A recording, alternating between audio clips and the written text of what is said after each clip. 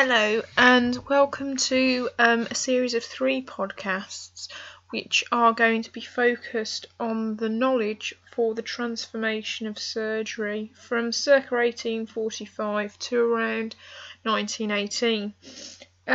These podcasts are going to be broken down into 3.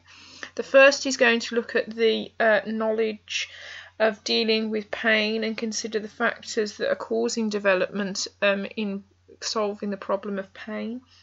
The second will look at infection, and finally the last will look at blood loss.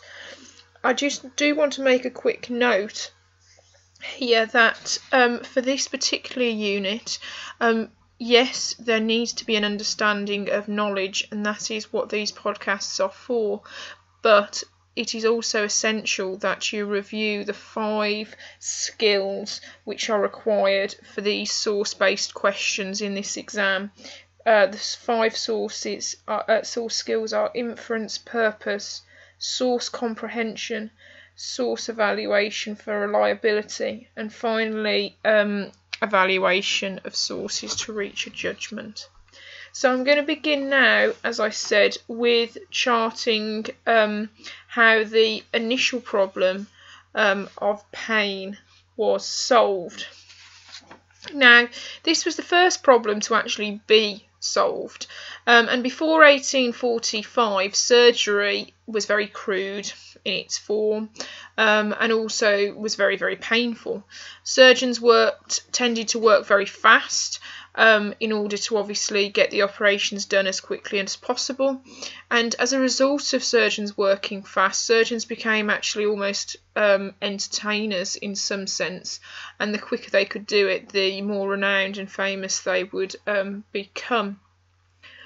Also, patients obviously had to be held down for obvious reasons. It was exceptionally painful, so there would be a number of people within the surgery holding the patient down. And finally, the general sort of operations that took place were amputations. The reason for this was because it was so painful, patients would wriggle around, so internal surgery was too hard, and it would be very hard to obviously get innards such as intestines back in if the patient was moving. So time was of the essence, leading amputations really to be the only operation feasible at this time.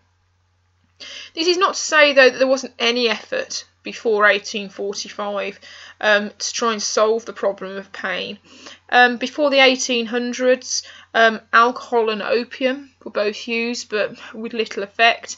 And just before the start of our time period, in 1844, laughing gas was first introduced in the USA and was used in dentistry.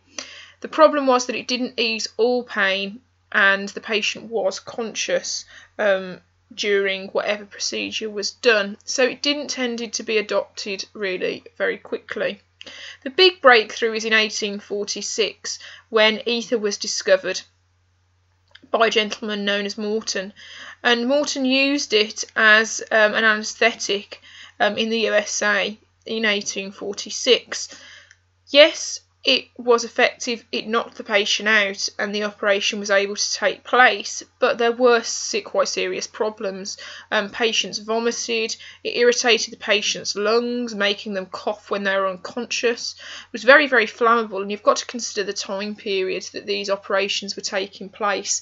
There would be open lights, like candles, gas lights, which would obviously, if near to a flammable liquid, could set fire, so it was very dangerous. It put patients into really deep sleeps, which sometimes lasted for days, obviously therefore making it slightly impractical. And finally, it was in large bottle containers, which made it very sort of cumbersome and hard to move around.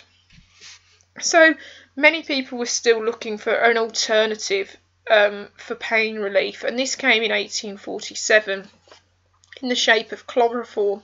Now, this was better than ether, as it did have less side effects than ether, and this was discovered by James Simpson, who was a scientist who experimented with various chemicals and came across this particular chemical, chloroform, by chance at a chemical party where he was testing lots of chemicals out. and actually they used chloroform. It knocked them out, and his wife actually found them.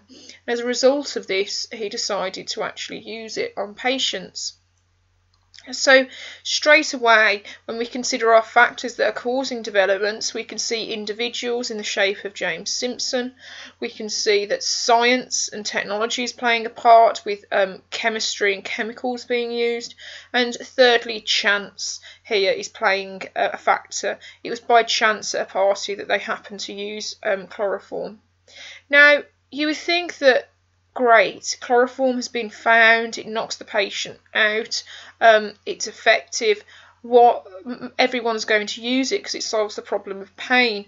But even chloroform had some side effects.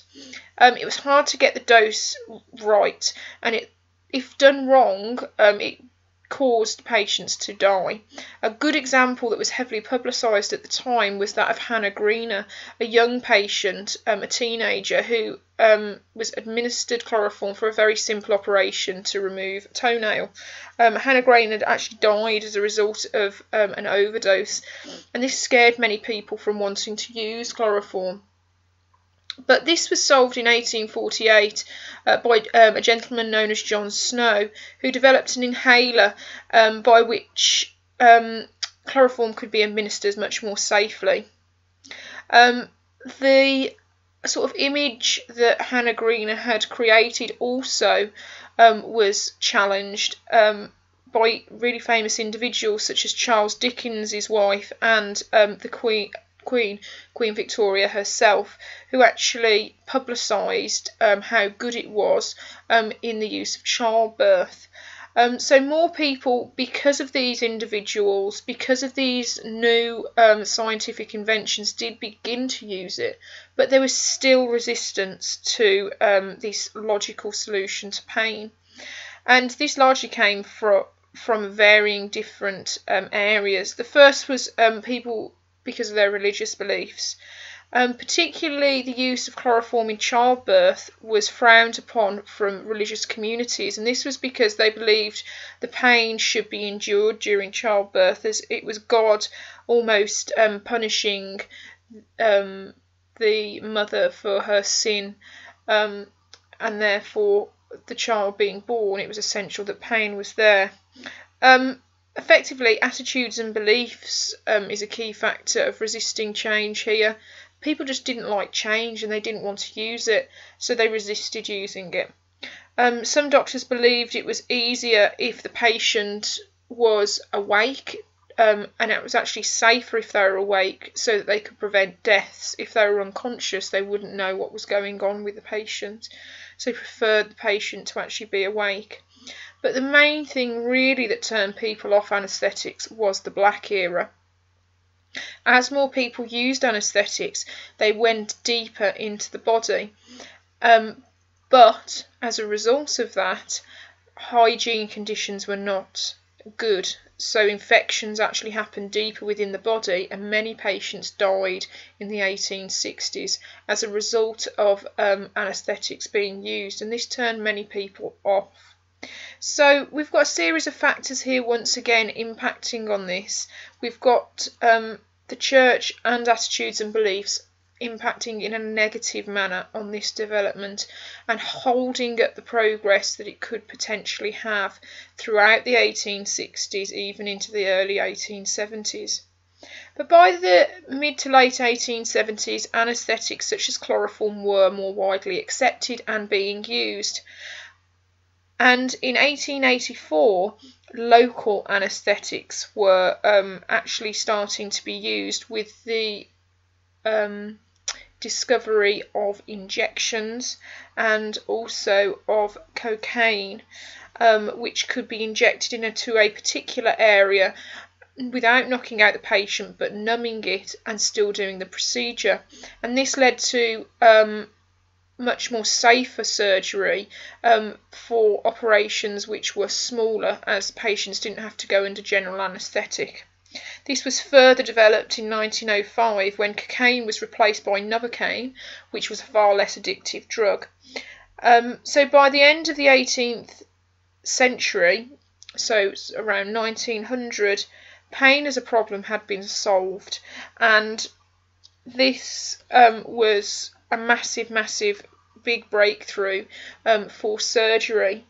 But as I'm going to discuss in the second podcast, it does lead to further problems in surgery, such as that of infection. As I said, we will discuss that later in podcast 2. Hope you found this useful in gaining an understanding of how pain was solved during surgery between 1845 and 1918. Thank you for listening, and I hope you listen to the second podcast, which will be on infection.